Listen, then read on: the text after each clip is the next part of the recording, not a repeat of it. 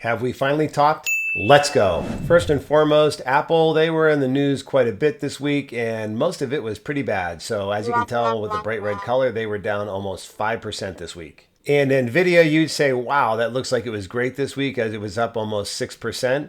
But actually, intraday on Friday, it was from high till close down 10% today. So that could have been 16% this week. So is that just a down day or something more?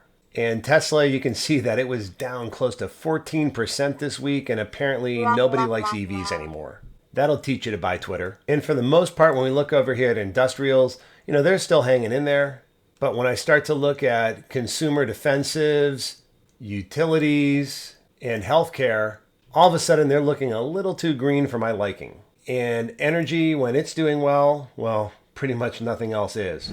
And let's flip over to the percentage of stocks trading above their 50-day simple moving average. First thing we notice here is that this cluster of moving averages, as we discussed in last week's video, we actually moved to the upside on this one. So this is telling us that market breadth actually increased this week. And when we look at small caps later, we'll see that it outperformed both SPY and the Qs.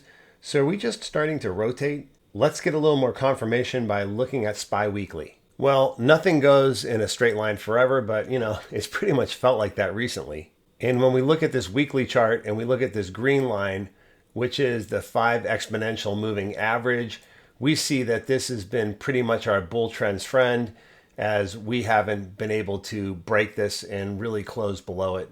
Now, this week we finally got what you call a doji here, which signals indecision.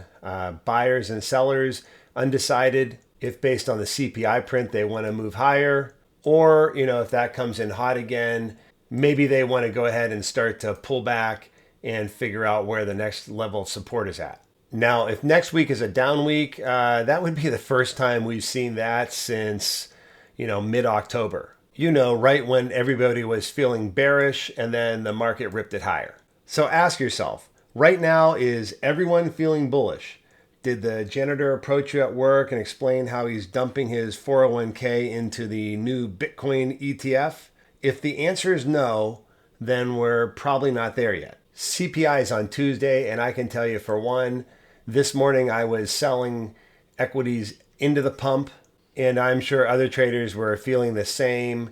And who knows, maybe we come back down early Monday next week to retest this 5 exponential moving average, as I'm sure that traders will want to go ahead and de-risk going into the event. But really, as long as we hold this area, which is like the 505 area, I'm not exactly feeling bearish. And really, to start feeling bearish, I'd want to lose that 500 psychological level. CPI and PPI prints are always anybody's guess. But the good news is that if it's cool, this doji now has room to the upside. If you check out my monthly video, you'll see why I have this in log scale and how I came up, with these lines here that are acting as resistance. And really, this is my target for the rally, which is 530. And one thing that can keep us pressing higher is by subscribing. Well, I can't promise that, but I appreciate it anyways. Now the Qs, this 2 candle combination is looking a little bit more ominous, but this could be nothing more than the market taking the stairs up. One thing we'll have to keep an eye on is the trading volume, as when we look at this week's selling volume, we see that it was higher than average. And if we look at the Russell, we see here that this finally had a breakout continuation early in the week and then came back to earth. And I went ahead and sold TNA on the pump, but not surprisingly, this also has a doji candle.